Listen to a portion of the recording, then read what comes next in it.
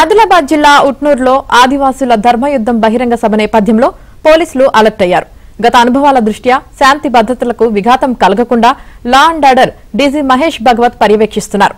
సున్నితమైన ప్రాంతాల్లో police commissioner, 2 SP సహా 500 మంది పోలీసులతో బందోబస్తు ఏర్పాటు చేశారు. ఉట్నూరు వైపు వెళ్లే అన్ని రహదారులను పోలీసులు తమ ఆధీనంలోకి తీసుకున్నారు.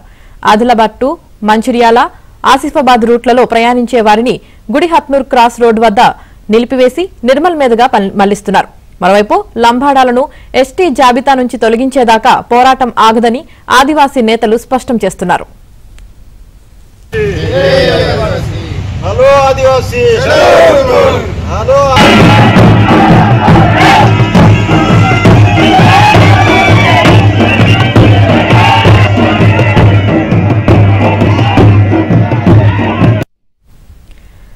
ఆదిలాబాద్ జిల్లా ఉట్నూరులో ఆదివాసుల ధర్మయుద్ధం బహిరంగ సభ నేపథ్యంలో పోలీసులు అలర్ట్ అయ్యారు. ఇక ఇదే అంశానికి సంబంధించి పూర్తి సమాచారం మా ప్రతినిధి మాంతయ్య అందిస్తారు. మాంతయ్య, ఏసీఎంని లంబాడాలను గిరిజన ఎస్టీ జాబితాలను తొలగించాలన్న ప్రధాన డిమాండ్తో ఆదివాసీ ఉద్యమం చేపడుతోంది. ఈ నేపథ్యంలో ఈరోజు ధర్మయుద్ధం పేరిట భారీ బహిరంగ సభ నిర్వహిస్తోంది.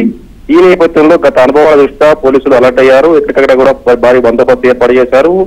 లా and order DG Mahesh Bhagwat ఇక్కడే ఉండి పరిస్థితిని సమీక్షిస్తా ఉన్నారు. గతంలో ఉత్తరంలో అల్లలు జరిగిన దృష్ట్యా మళ్లీ ఎలాంటి అవాంఛనీయ సంఘటనలు జరగకుండా పోలీసుల బందోబస్తు కొనసాగుతుంది. ముందు జాగ్రత్తగా ఉత్తూరులోని వ్యాపార వాణిజ్య సంస్థలన్నీ కూడా మూసివేయించారు. రహదారులను కూడా పోలీసులు అదుపులో ఉన్నాయి. భారీ కేడ్లు కూడా ఏర్పాటు చేశారు.